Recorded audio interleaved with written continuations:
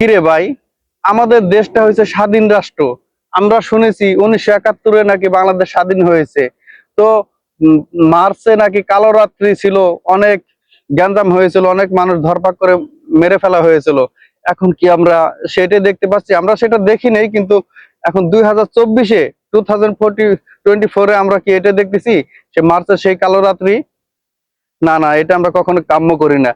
এই দেশে যুদ্ধ লেগেছিল পাকিস্তানিদের সাথে, এখন আমরা কেন যুদ্ধ করব? আমরা কেন করব যুদ্ধ? তাহলে কি এখনো বাংলাদেশ থেকে রাজাকার গুলো বিচ্ছিন্ন হয় নাই? রাজাকার গুলো চলে যায় নাই?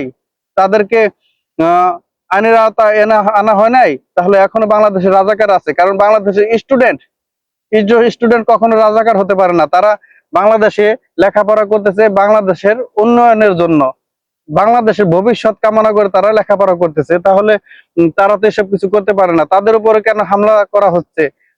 তাদেরকে কেন গুলি করে মারা হচ্ছে? আমরা খুবই মর্মাহত। প্রবাস থেকে আমরা অনেক কষ্ট পাচ্ছি এসব দেখে।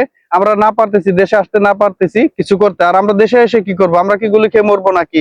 কারণ রাস্তায় তো বের হওয়া যাবে না। রাস্তায় বের হলেই তো আক্রমণ করা হচ্ছে, ধরে নেওয়া হচ্ছে, মোবাইল চার্জ করা হচ্ছে।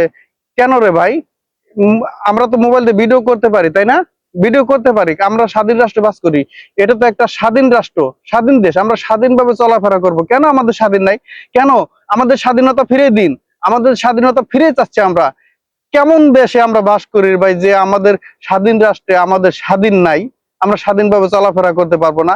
আমাদের মা বাবা বাচ্চা সবকিছু ভয়ে থাকবে, আতঙ্কে থাকবে, আমরাও আতঙ্কে থাকবো? না, এটা কেমন কথা? এটা হতে পারে না। তো আমাদের স্বাধীন আমরা ফেরত চাই। তো যাই হোক, আহ, আবার বাংলাদেশে যুদ্ধ শুরু হচ্ছে। আমি মনে করি এটা একটা যুদ্ধ হচ্ছে, মানে বাংলাদেশে যুদ্ধ শুরু হচ্ছে। এটা উম, যেভাবে হোক দমন করতে হবে। আর আমাদের বাংলাদেশে আবার স্বাধীন করতে হবে। আমি মনে করি এই 2024-এ ইনশাল্লাহ স্বাধীন হয়ে যাবে বাংলাদেশ। আর কোনো রাজাকার থাকবে না, রাজাকারের চিহ্ন থাকবে না। তো আমাদের দেশটাকে স্বাধীন করতে হবে।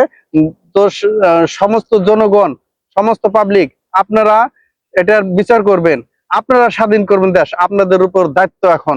কারণ আহ, উম, পাকিস্তানের সাথে যখন যুদ্ধ হয়েছিল, বাংলাদেশের সাধারণ জনগণই দেশটা স্বাধীন করেছিল যুদ্ধ করে। এখন আপনাদের যুদ্ধ করতে হবে, যুদ্ধ নামতে হবে।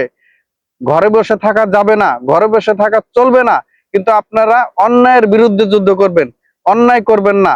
যেখানে অন্যায় দেখবেন সেখানে আপনার প্রতিবাদ করবেন। তাতে যদি আপনার মৃত্যু হবে, সেটা হাসি মুখে মেনে নেবেন।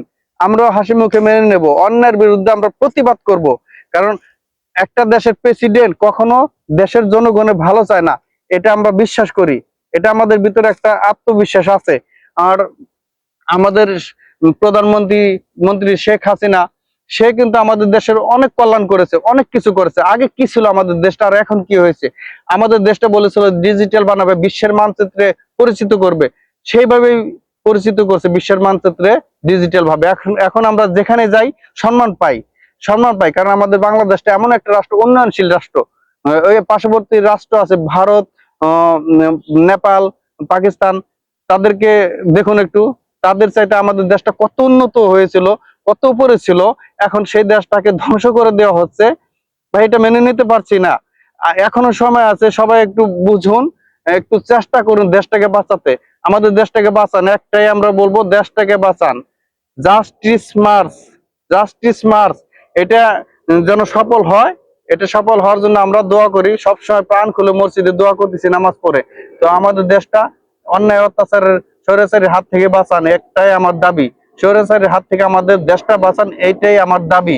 তো মাননীয় প্রধানমন্ত্রী, আপনাকে সেলুট জানাই যে আপনি এখনো আহ, ধৈর্য ধারণ করে আপনি দেশ আহ, আহ, ভালো দিকে নিয়ে যাওয়ার জন্য চেষ্টা করছেন। দেশের শত্রুদেরকে দমন করার চেষ্টা করছেন। বাংলাদেশের রাজাকারদেরকে দমন করার চেষ্টা করছেন, তাদেরকে চিহ্নিত করার চেষ্টা করছেন। সেজন্য আপনাকে অসংখ্য অসংখ্য ধন্যবাদ। আসসালামু আলাইকুম।